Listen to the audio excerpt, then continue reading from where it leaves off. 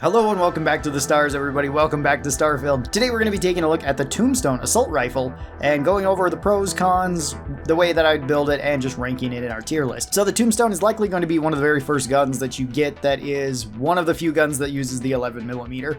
There is 3 guns that use this, and it is a fairly common round. I personally actually don't really find a whole lot of Tombstones just laying around. They're not super uncommon, but they're not one of the more common weapons. I feel like they're maybe even the rarest of the 11mm, at least for me. I feel like I find the AA99 and the drum beat a little bit more often than this. I do see it pretty often in vendors though, so it's not super uncommon to buy if you would like to have one of these. For the base stats of the Tombstone, this one does 19 damage a shot, which is okay. It's not super high, but it's not super low either. It does fire the 11mm round. This holds 20 rounds in it by default with its regular magazine. That can be increased with a larger magazine. We'll talk about that when we get to mods. This has a 90 rate of fire, so it does shoot quite fast. This is full auto only. There is no semi-auto version of this. Same with there's no burst fire option or like a binary and trigger or anything. It is just stuck to full auto. This one has 40 meters of effective range, which is pretty good. That's about the average for most of the rifles. This one has pretty good accuracy, and this one does actually weigh a decent amount. It weighs 4 weight, or 4.15, so it's actually heavier than quite a few of the rifles. And it does kind of look that way. It's a pretty bulky gun. There is some cool things about this though. It does always come with a scope on it, just by default. That is really, really awesome. A lot of guns don't necessarily have that, so range is pretty good, although this is a short range scope, so it's not really going to give you a ton of magnification, and this gun doesn't really work that well as a sniper rifle, but it is kind of cool that it does get a scope. For general pros of this weapon, it does fire common ammo. 11mm is really common to find on raiders especially. It's pretty common to find just laying around. Vendors tend to have a lot of it, and it's not super expensive, so that's nice. This also has pretty good damage per second. The damage per shot might be a little bit on the lower end, but the damage per second is quite good.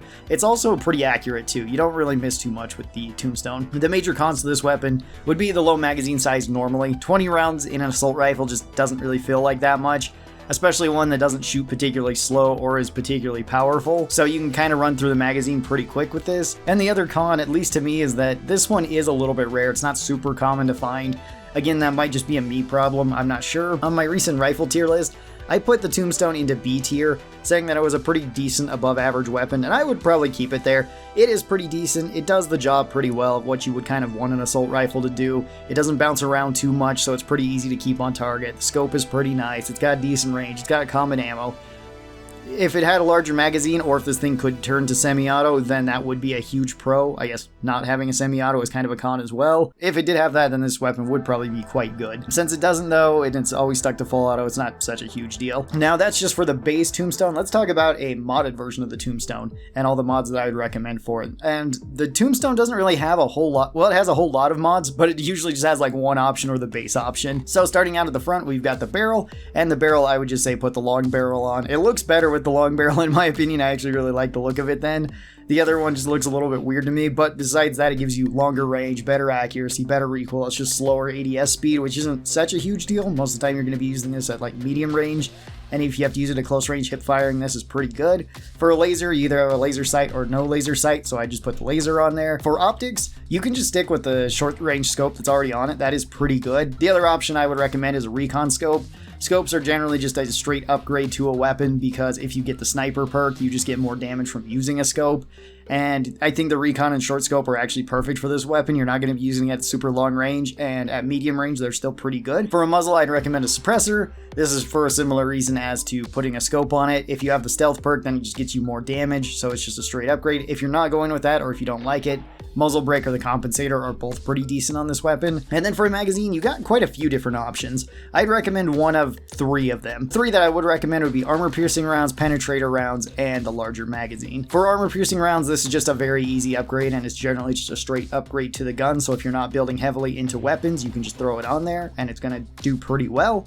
Penetrator rounds are going to get you the most amount of damage, but they do require the most amount of perk investment. They can also punch through multiple enemies, so in enclosed areas, this one can actually be pretty decent, since you are firing it quick enough for this to kind of make a bit of difference sometimes. And then the larger magazine takes your magazine from holding 20 rounds up to holding 36 rounds, and that makes the Tombstone feel way, way more consistent. Another option, you could put the white hot rounds into this too, if you want to do fire damage and burn people and deal a little bit more damage over time. That one is also just fine. I do think the other ones are a little bit better than that, at least in my experience. I usually went with either the penetrator rounds or with the larger magazine, depending on what I wanted. and both of them I found to be pretty decent. Again, if you can't really build to those, or at least if you can't build to the penetrator rounds, armor-piercing rounds could be a pretty good option though too. And then for an internal, I would recommend either high-powered or high-velocity on this one. You don't really need hair trigger, you don't really need a higher rate of fire with this, especially if you're just going with the 20-round magazine. I find that it goes through rounds fast enough already, so just having a little bit more quicker DPS doesn't help as much as either having longer range or more damage per shot. On mine, I ended up going with high velocity so that I could hit a little bit harder, but honestly, any of them are perfectly fine. Again, the hair trigger is probably the weakest of them, but it's still not bad. And with this fully modded out version of the Tombstone, I would probably move it up a tier. I'd move it to the A tier. It's a pretty solid weapon that does everything that you would kind of want it to do. It's a good close to medium range assault rifle.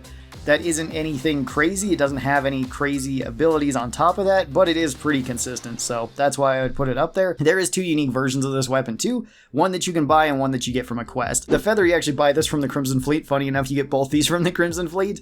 This one you just buy, the other one you have to betray the Crimson Fleet during the pirate quest, and then you can get it off of Delgado at the end. The feather has quite a few mods on it already, which is pretty nice for it, but it also has a unique effect. For the mods, it's got a long barrel, laser sight, the scope, compensator, large mag, and the hair trigger on it. Again, I don't really like the hair trigger. With a larger magazine, it's actually not so bad. So honestly, this one is built pretty fine if you like using it like this. If you want more of a standard assault rifle at close range, this one can work really well.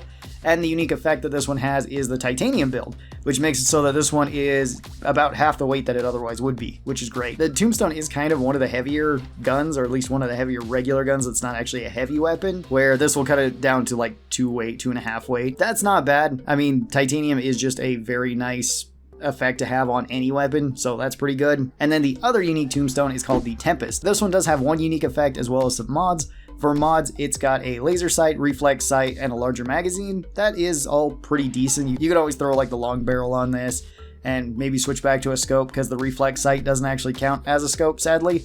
So if you want a little bit more damage out of it, you could do that. This one also has the unique ability of hand loading. Hand loading is kind of a strange perk that seems like it can be strong, and generally it's a net positive. However, it can be a net negative too, so it's not one of my favorite effects. This one makes it so that there's a chance that any bolt that you fire can either be high rolled or low rolled. So there's a 5% chance that it's going to do 25% bonus damage per hit, a 10% chance that's going to do 15% more damage per hit, a 75% chance that's going to do 5% more damage per hit, and a 10% chance that it will do negative 50% more damage.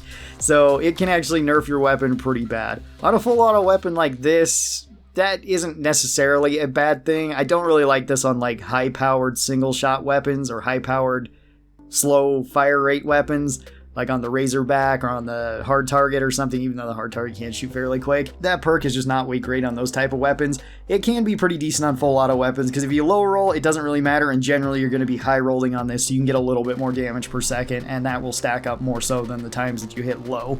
So I do think this is actually pretty good on something like the Tombstone. Now for the question that we end all these off on, should you be using the Tombstone?